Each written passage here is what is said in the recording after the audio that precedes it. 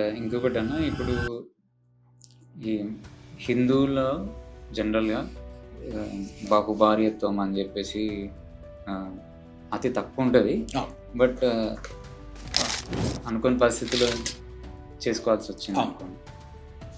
So, ఇద్దరు భార్యలకు ఇది ఒక ఇద్దరిద్దరు కొడుకులున్నారు.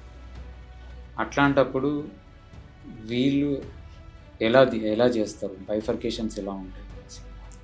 ఇక్కడ మీరన్న ప్రశ్నకు ఇంకో ప్రశ్న పొందుపరుస్తా, జతపరుస్తా. అన్న.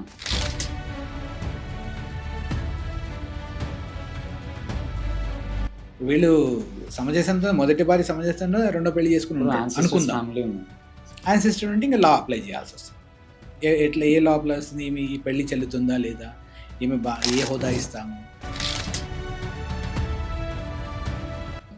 ఇప్పుడు మా ఫాదర్ వాళ్ళ ఫాదర్ నాతో మీ తాతగారు. తాతగారు ఉన్నారు. నేనున్నా, నాకు ఇద్దరు భార్యలు ఉన్నారు అనుకోండి ఎగ్జాంపుల్. రైట్.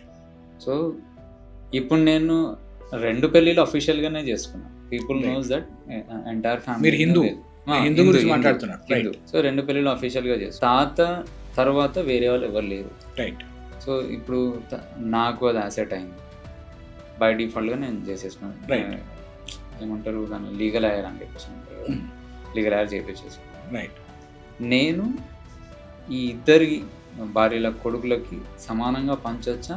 ఆ హక్కు నాకు ఉంటుంది. అది మీరు అడిగిన ప్రశ్నలో జవాబు ఉంది.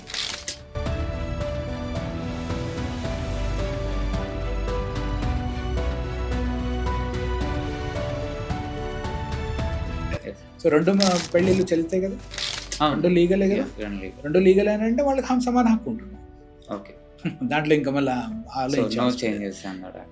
మీ 2 పెళ్ళిళ్ళు అఫీషియలా అన్అఫీషియలా? 2 అఫీషియల్. మీరు చెప్పిన ప్రశ్నలో ఉంది.